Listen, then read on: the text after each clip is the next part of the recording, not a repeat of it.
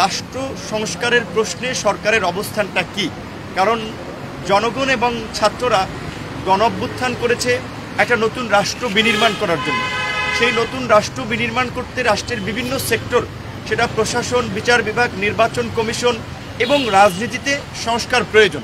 যে বাংলাদেশের মতো দেশে এই যে ক্ষমতার মোহের পরে যে শাসকরা স্বৈরাচারী হয়ে ওঠে, এটা শুধু শেখ হাসিনা একাই হয়েছেন সেইটা না, এর আগেও তো আমরা সামরিক শাসন দেখেছি।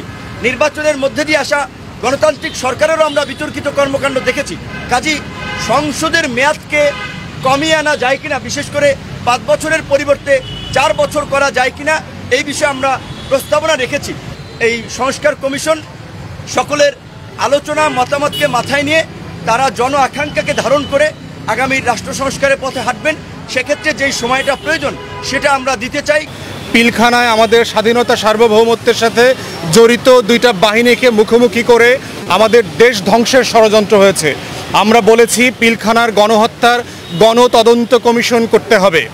দ্বিতীয় গণহত্যা হয়েছে গত 16 বছরের ইতিহাসে, সেটা হচ্ছে মতিঝিলে শাপলা চত্বরে হেফাজতের উপরে। আমরা হেফাজতের এই গণহত্যার ব্যাপারে গণতদন্ত কমিশন দাবি করেছি। তৃতীয়ত আমরা বলেছি যে বাংলাদেশে তৃতীয় গণহত্যা হয়েছে গুম, খুন এবং ব্লক রেইডের নামে বিরোধী দল এবং মতের হাজার হাজার নেতাকর্মীকে হত্যা করা হয়েছে, যেটার ব্যাপারে তারা কমিশন ইতিমধ্যে করেছেন এবং এটাকে আমরা স্বাগত জানিয়েছি। চতুর্থত গণহত্যা হয়েছে জুলাই এবং আগস্টে, বাংলাদেশের ইতিহাসের নৃশংসতম গণহত্যা। 1600-র মতো তরুণ যুবকের লাশ ঝরেছে এবং এই সংখ্যাটা এখনও বেড়ে চলেছে। আমরা বলেছি যে বাংলাদেশের প্রত্যেকটা গণতদন্ত কমিশন লাইভ হইতে হবে। আমেরিকার যে কংগ্রেশনাল হিয়ারিংয়ের মডেল আছে, সিনেট হিয়ারিংয়ের মডেল অথবা ব্রিটিশ পার্লামেন্টের যে মডেল আছে, এটা লাইভ হবে এবং ওই সকল দেশে এটা গণমাধ্যমে সরাসরি সম্প্রচার করা হয়। আমাদের প্রত্যেকটা গণতদন্ত কমিশন বিটিভি সংসদের মাধ্যমে লাইভ সম্প্রচার করতে হবে।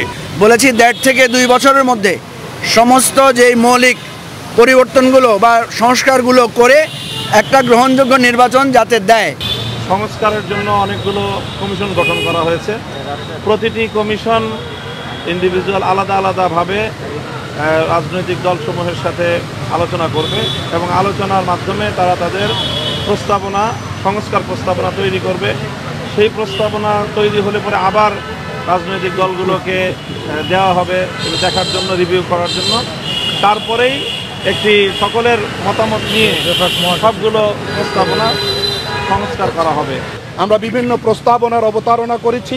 মাননীয় প্রধান উপদেষ্টা আমাদেরকে আশ্বস্ত করেছেন যে মামলা সংক্রান্ত বিষয়গুলো, শিক্ষা সংক্রান্ত বিষয়গুলো, শিক্ষা কমিশন গঠন এবং তারা যেন আমাদেরকে যথাযথ সময়ে ডাকেন, পরামর্শের সুযোগ দান করেন, সেই বিষয়গুলো তারা আলহামদুলিল্লাহ যথেষ্ট আন্তরিকতার সাথে শুনেছেন।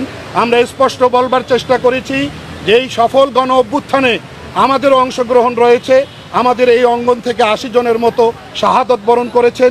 এই বিষয়গুলো আমরা আলোচনায় যুক্ত করবার চেষ্টা করেছি। সেই সাথে আমরা একটা যৌক্তিক সময়সীমার মধ্যে একটা কাঙ্ক্ষিত পর্যায়ের নির্বাচন, গ্রহণযোগ্য, অবাধ, সুষ্ঠু, সর্বমহলে গ্রহণযোগ্য একটি ফ্রি অ্যান্ড ফেয়ার নির্বাচন আমরা প্রত্যাশা করেছি। আমাদের উপর যেমন জুলুম করা হয়েছে, তাদের কারো উপর জুলুম করা হোক, সেটাও আমরা চাই না। আমরা চাই যে ন্যায় বিচারের মাধ্যমে সবাই যেন তার অপরাধের সঠিক পাওনাটা বুঝে পায়। আমরা আজকে এসেছিলাম দেশের প্রয়োজনে, জাতির প্রয়োজনে। এই সরকার একটা নির্দলীয় অন্তর্বর্তীকালীন সরকার।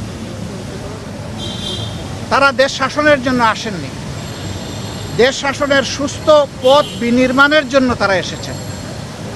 তাদের কাজ হচ্ছে জাতির সামনে যা জাতি বঞ্চিত ছিল পরপর 3টা নির্বাচনে, জাতির সামনে একটা গ্রহণযোগ্য, সুষ্ঠু এবং শান্তিপূর্ণ নির্বাচন উপহার দেওয়ার পরিবেশ তৈরি করা।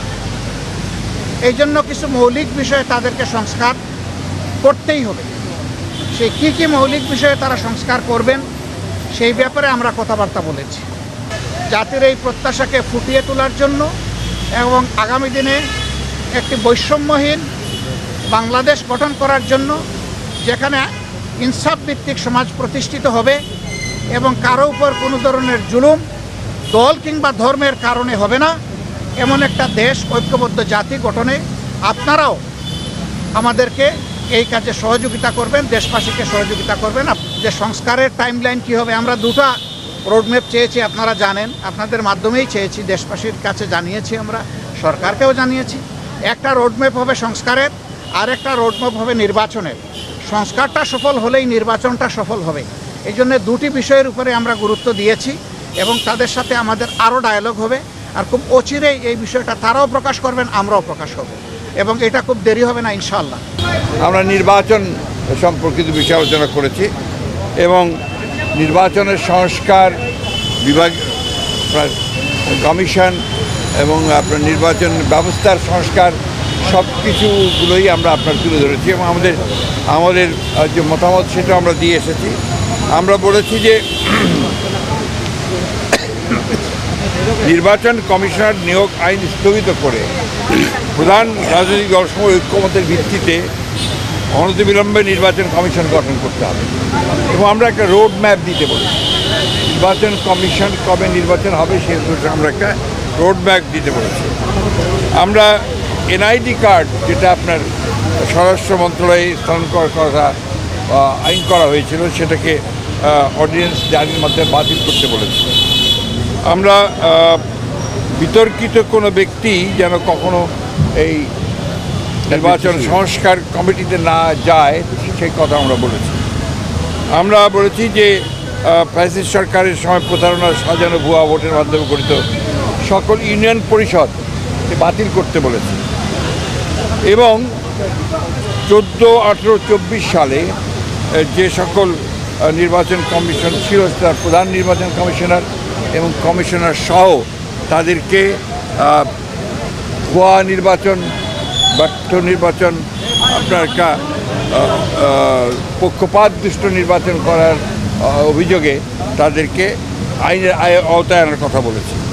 আমরা বিচারপতি খায়রুল হক, যিনি আমরা মনে করি যে নির্বাচন ব্যবস্থাকে ধ্বংস করার জন্য মূল হোতা, যিনি তত্ত্বাবধায়ক সরকার আইন বাতিল করার মূল নায়ক ছিলেন, তার বিরুদ্ধে আমরা আইনগত ব্যবস্থা নেওয়ার কথা বলেছি রাষ্ট্রদ্রোহিতা অপরাধে। আমরা